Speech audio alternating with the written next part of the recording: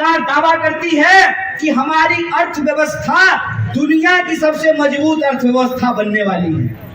अगर हमारी अर्थव्यवस्था दुनिया की सबसे मजबूत अर्थव्यवस्था बनने वाली है और प्रधानमंत्री के सबसे करीबी दोस्त दुनिया के सबसे अमीर पूंजीपति अगर बनने वाले हैं, तो वो 80 करोड़ लोग कौन हैं जो 5 किलो अनाज के लिए लाइनों में लगे हुए हैं? क्या सवाल मैं पूछना चाहता हूँ। हमारा लेंगे, अधिकार हमारा लेंगे, शक्ति हमारा लेंगे और खजाना अपने दोस्त का भरेंगे। क्या खेल हमको समझना पड़ेगा।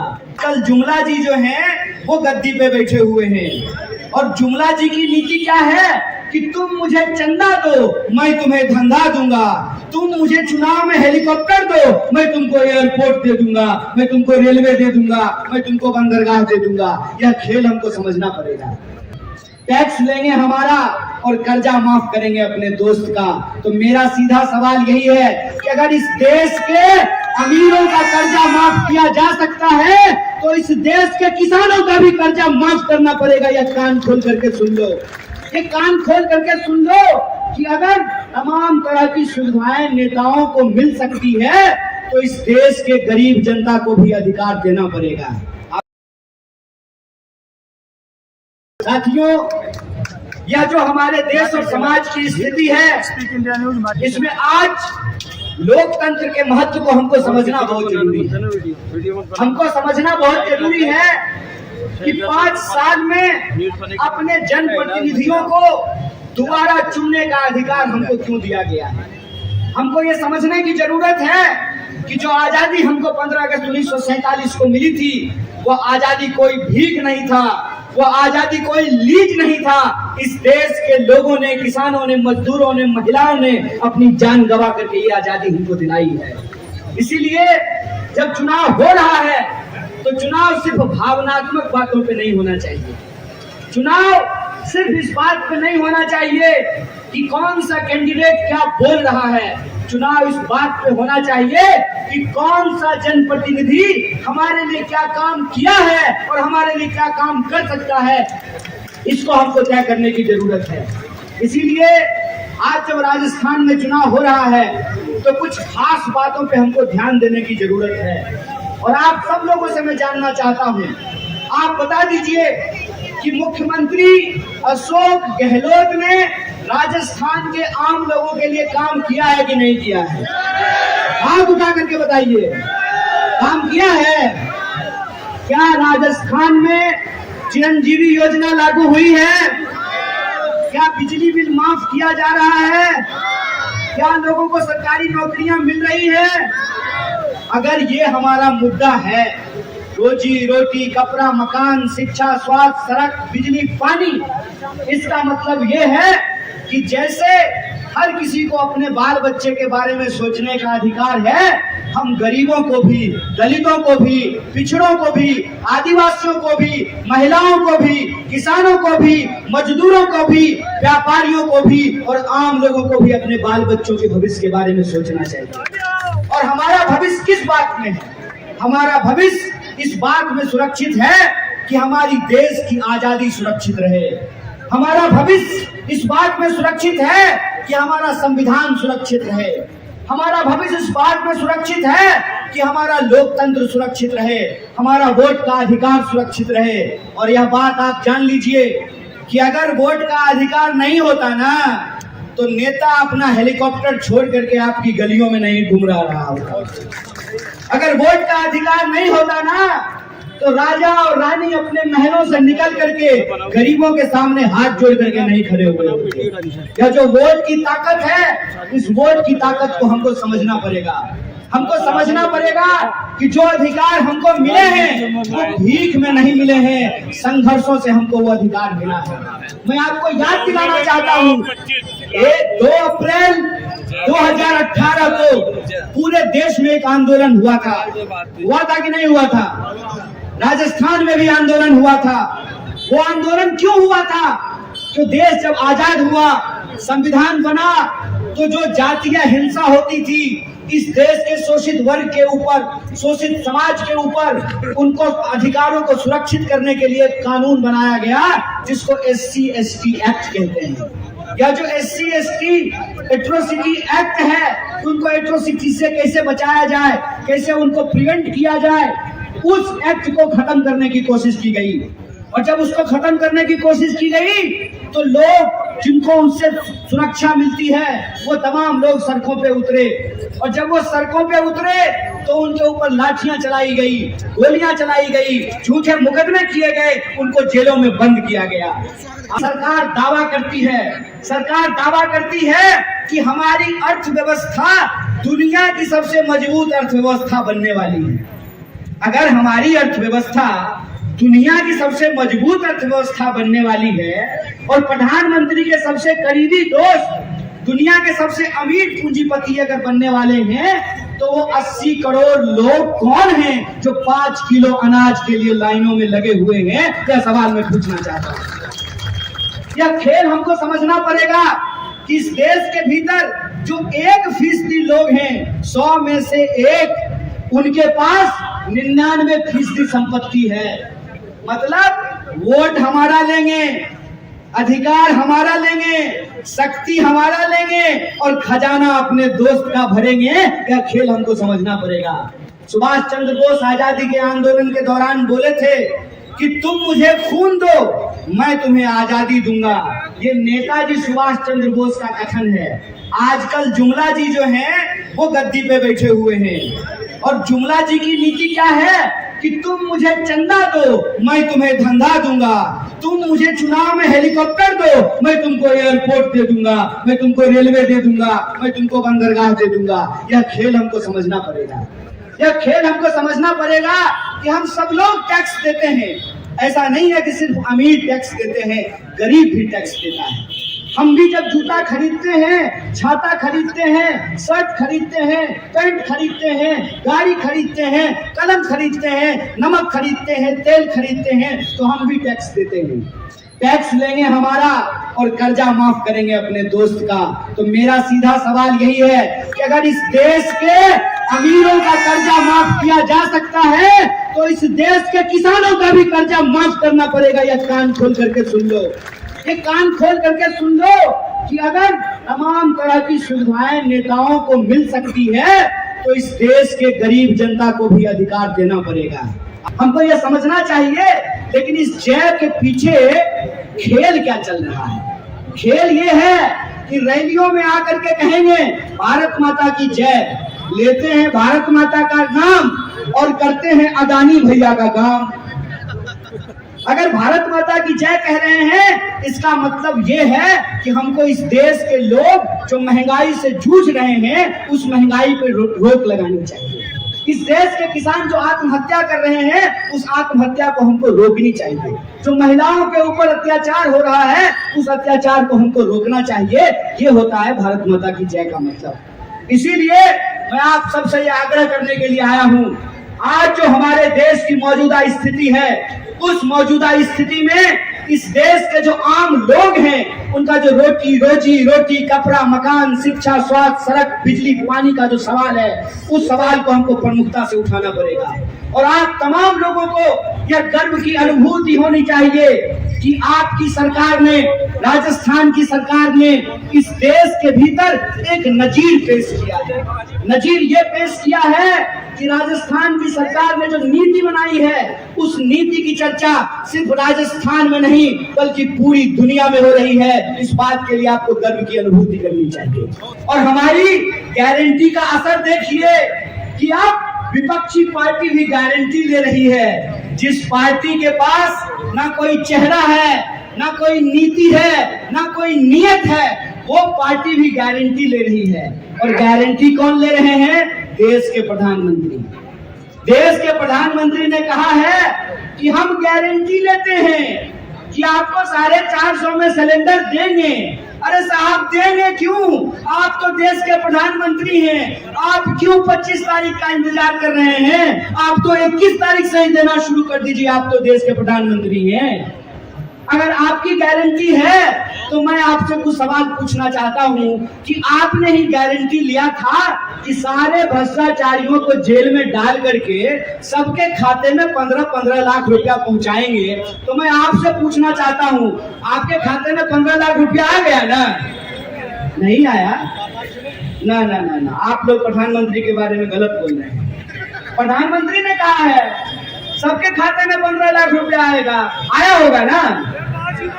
नहीं नहीं, आप लोग शायद कांग्रेस के लोग हैं, इसीलिए आपके खाते में नहीं आया होगा। भाजपा के जो लोग हैं उनसे पूछ लीजिए, शायद उनके खाते में आ गया हो। क्या उनके खाते में भी नहीं आया? उनके खाते में भी नहीं आया। अच्छा, हर साल 2 करोड़ नौकरी तो आई होगी। 9.5 साल हो गया है सरकार का, 10 साल पूरा होने वाला है।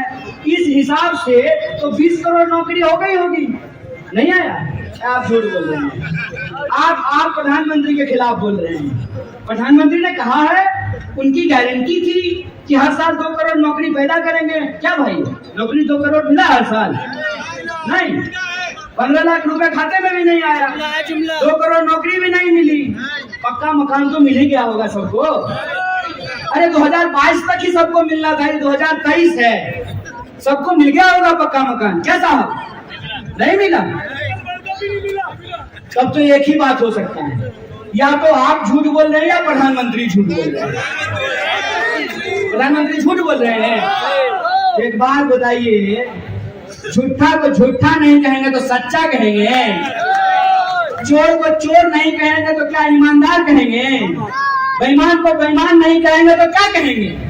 उनको क्या लगता है, चोर को चोर कहेंगे, झूठा को झूठा कहेंगे, बेईमान को बेईमान कहेंगे तो वो ईडी भेज देंगे। भेज दीजिए ना, ईडी भेज दीजिए, सीडी भेज दीजिए, सीबीआई भेज दीजिए। जो लोग ईमानदारी और सच्चाई की ताकत पे खड़े हैं उनको किसी से भी नहीं डराया जा सकता, किसी से भी उनको धमकाया नहीं जा सकता। इस बात को याद रखिएगा। राजस्थान आकर के कह रहे हैं कि हमारी गारंटी है। अरे मैं आप लोगों को याद दिला देना चाहता हूँ, माता जी आप यहाँ खड़ी हैं, हिंदू संस्कृति में जब शादी ब्याह होता है तो अग्नि का 7 फेरा लेकर के 7 वचन देते हैं, नहीं देते हैं? तो मोदी जी का भी ब्याह हुआ है, अग्नि का फेरा वो भी लिए होंगे, 7 वचन वो भी दिए होंगे, निभाए क्या? मोदी की ही गारंटी थी ना। बोलिए, अग्नि को साक्षी मान करके धार्मिक रीति रिवाज के हिसाब से, हिंदू संस्कृति के हिसाब से उन्होंने एक महिला को 7 जन्म तक 7 वचन निभाने का वादा किया था। पूरा किया क्या? जो महिला अभी तक चलनी लेकर के करवा चौथ का इंतजार कर रही है, जब उसका वादा पूरा नहीं हुआ तो आपका वादा पूरा होगा। ये बात याद रखिएगा। अगर भाजपा होती, अगर आरएसएस होता, अगर वो 5 वादा करते ना, इवन वसुंधरा जी होती, अगर वो 5 वादा करती ना तो कम से कम 1 वादा जरूर पूरा कर देती। ये प्रधानमंत्री का गारंटी है। अगर वो गारंटी ले रहे हैं तो इस बात की पक्की गारंटी है कि वो पूरा नहीं होने वाला है। इस बात को याद रखिएगा। उनको मालूम है कि वो कोई चीज लागू नहीं करेंगे, वो वृद्धा पेंशन देंगे नहीं, छीन लेंगे। आपको जानकारी होनी चाहिए, रेलवे में बुजुर्गों को कंसेशन दिया जाता था, रियायत दी जाती थी। आपको मालूम है उसको बंद कर दिया गया है। आपको मालूम है कि नहीं?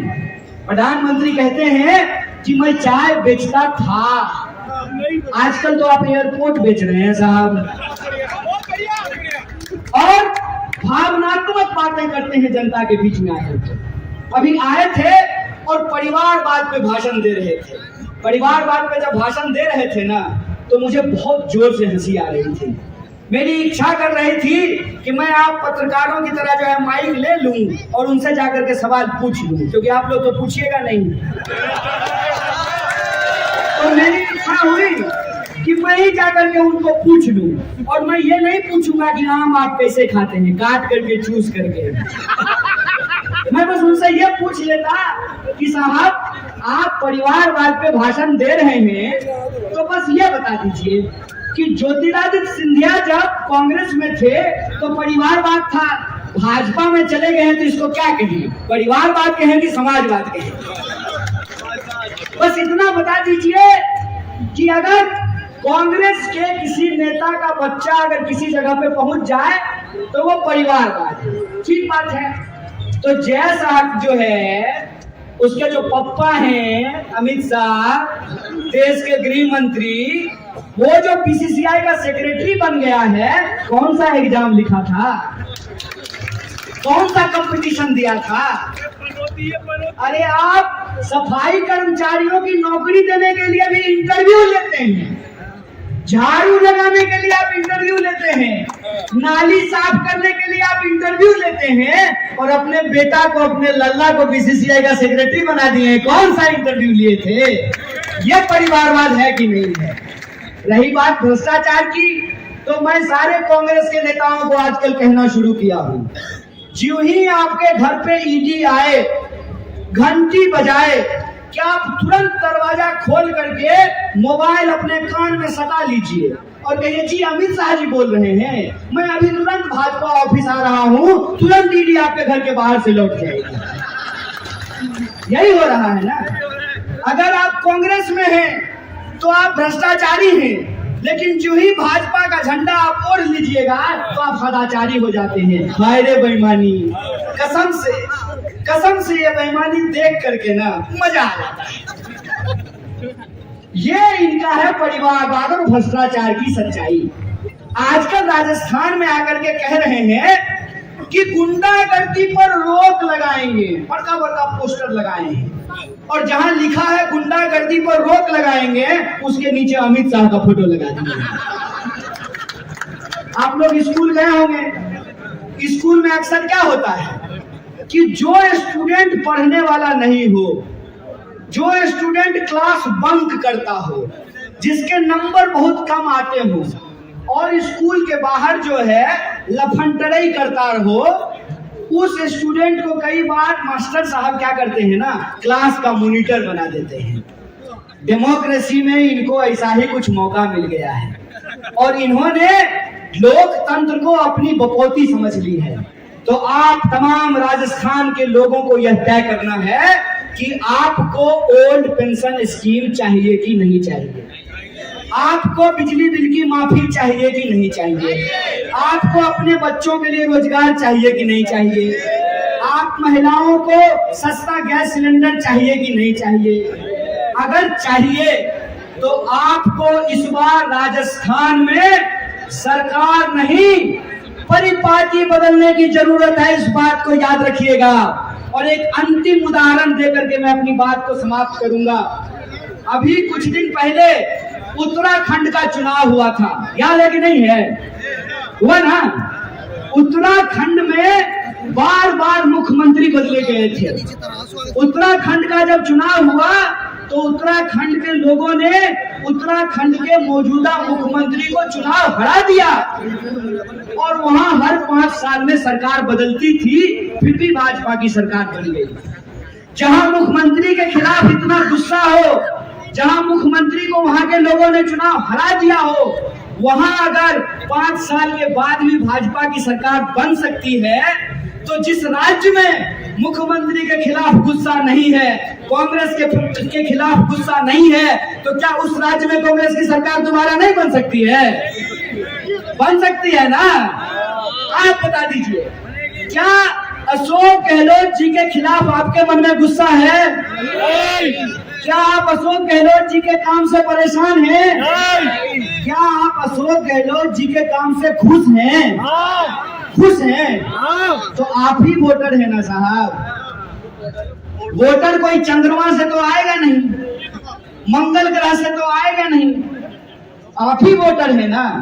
तो आप अगर सरकार से खुश हैं, आप अगर मुख्यमंत्री से खुश हैं, आप अगर चाहते हैं कि चिरंजीवी योजना लागू रहे, आप चाहते हैं कि वृद्धा पेंशन लागू रहे, आप चाहते हैं कि 100 यूनिट बिजली फ्री मिले, आप चाहते हैं कि 500 में सिलेंडर मिले, आप चाहते हैं कि राजस्थान में इंग्लिश मीडियम स्कूल खुले, गोबर भी खरीदा जाए, किसानों को उनका कर्जा माफ किया जाए, पेपर लीक करने वालों पे कड़ी कार्रवाई हो, सरकारी नौकरियों में बहाली हो, और इस राज्य के जो गरीब लोग हैं, जो आदिवासी हैं, पिछड़े हैं, दलित हैं, अल्पसंख्यक हैं, छोटे व्यापारी हैं, किसान हैं, मजदूर हैं, महिलाएं हैं, उनका अगर अधिकार आप सुरक्षित रखना चाहते हैं तो इस बार आपको राजस्थान में सरकार नहीं, परिपाटी बदलने की जरूरत है, इतिहास बदलने का जरूरत है। तो आप सब बता दीजिए कि क्या आप राजस्थान में सरकार बदलना चाहते हैं? आप राजस्थान में इतिहास बनाना चाहते हैं? अगर आप इतिहास में राजस्थान बनाना चाहते हैं तो एक बात याद रखिएगा, जैसे बूंद बूंद पानी से घड़ा भरता है, वैसे ही बूंद बूंद पानी से घड़ा खाली भी होता है। जैसे एक एक ईंट के जोड़ने से मकान बनता है, एक एक पत्ते के मिलने से तना बनता है, तना से पेड़ बनता है, पेड़ का जड़ होता है, उसी तरीके से एक एक एमएलए के चुनाव जीतने से बहुमत मिलता है। अगर आप चाहते हैं कि राजस्थान में लोक कल्याणकारी योजनाएं जारी रहे, अगर आप चाहते हैं कि आपके बच्चों का भविष्य सुरक्षित रहे, आपके लिए न्याय और सुरक्षा सुनिश्चित रहे, तो आपको इस बार हमारे एक एक एमएलए को हाथ के पंजे के छाप पर मोहर लगा करके, बटन दबा करके उनको भारी मतों से विजयी बनाना पड़ेगा।